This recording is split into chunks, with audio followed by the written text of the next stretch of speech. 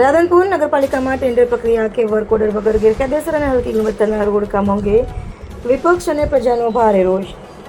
રાધનપુર નગરપાલિકા દ્વારા શહેરના મુખ્ય વિસ્તારોમાં પ્રજાના ટેક્સના નાણાંનો ખુલ્લેઆમ વેડફાટ અને ગંભીર વહીવટી અનિયમિતતાઓ આચરવામાં આવી રહી હોવાનો સંગીન આરોપ જયાબેન ઠાકોર દ્વારા અને જાગૃત નાગરિકો દ્વારા લગાવવામાં આવ્યો છે. મળતી માહિતી મુજબ રામલીલા ચોકથી બસ સ્ટેશન સુધી બ્લોકનું કામ ગ્રીન પાર્ક અને કોલેજ રોડ જેવા મહત્વના વિસ્તારોમાં કોઈપણ પ્રકારની નિયમાનુસારની એસ્ટિમેટના આધારે કામકાજ કરવામાં આવ્યું નથી. સવલકી ગુણવત્તાવાળા મટીરિયલ્સનો ઉપયોગ કરી આડેધડ પૈસાનો વેડફાટ થયો હોવાનો આરોપ વિપક્ષ સદસ્ય જયા ઠાકોર દ્વારા કરવામાં આવ્યો છે. સાથે વધુમાં જણાવેલ કે મેન બજાર, કેબીઆઈ સ્કૂલ તેમજ ગોગા શેરીનો નવીન સીસી રોડ બનાવવામાં આવ્યો હતો, જેમાં કોઈ પણ લીગલ પ્રક્રિયા હાથ ધર્યા વગર કે વર્ક ઓર્ડર આપ્યા વગર જ સીધું જ રોડનું કામકાજ શરૂ કરી દેવામાં આવ્યું છે. આશ્ચર્યની વાત તો એ છે કે નગરપાલિકાના ત્યાંના ચૂંટાયેલા ભાજપના કોર્પોરેટરો અને હાલના નગરપાલિકા ઉપપ્રમુખ હરેશભાઈ ઠક્કરને પણ આ અંગેની કોઈ માહિતી જ નથી.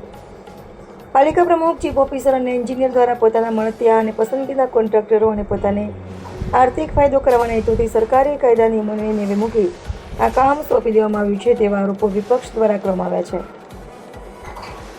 હલકી ગુણવત્તાનું કામ સ્થળ પર અત્યંત નબળી અને લો ક્વોલિટીની સામગ્રી વાપરીને રોડનું કામ પતાવવામાં આવી રહ્યું છે, જેથી સરકારી અને પ્રજાના ટેક્સના નાણાંનો ભારે દુરુપયોગ થઈ રહ્યો છે. જવાબદાર અધિકારીઓની ગેરહાજરી. જ્યારે વિપક્ષી સદસ્ય જયાબેન ઠાકોરે સ્થળ વિઝિટ કરી તો કામગીરીના સ્થળે નગરપાલિકાનો એક પણ જવાબદાર કર્મચારી, કન્સલ્ટન્ટ, કોન્ટ્રાક્ટર કે એન્જિનિયર હાજર જોવા મળ્યું નથી.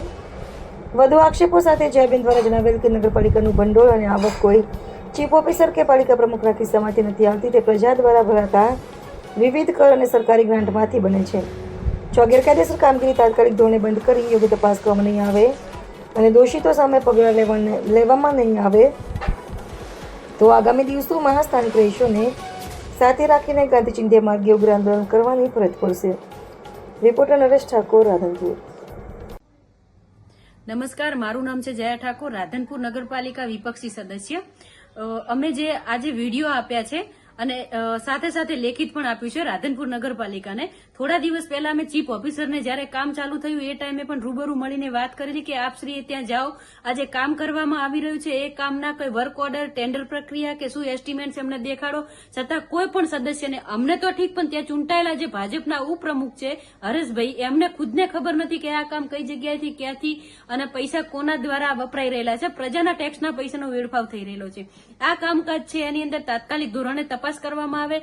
જે તે એજન્સી છે એમના મળતિયાઓને જે કામ આપવામાં આવ્યું છે, જે એની અંદર પાલિકાના પ્રમુખ જવાબદાર છે, ચીફ ઓફિસર અને એન્જિનિયર સાથે મળીને એમના જે લાગવગિયા જે એજન્સીઓ છે એમને કોન્ટ્રાક્ટરોને આ કામ સોંપી અને મોટા પાયે ભ્રષ્ટાચાર આચરવામાં આવી રહ્યો. બિલકુલ હલકી ક્વોલિટી વાળું કામકાજ અત્યારે થઈ રહેલું છે.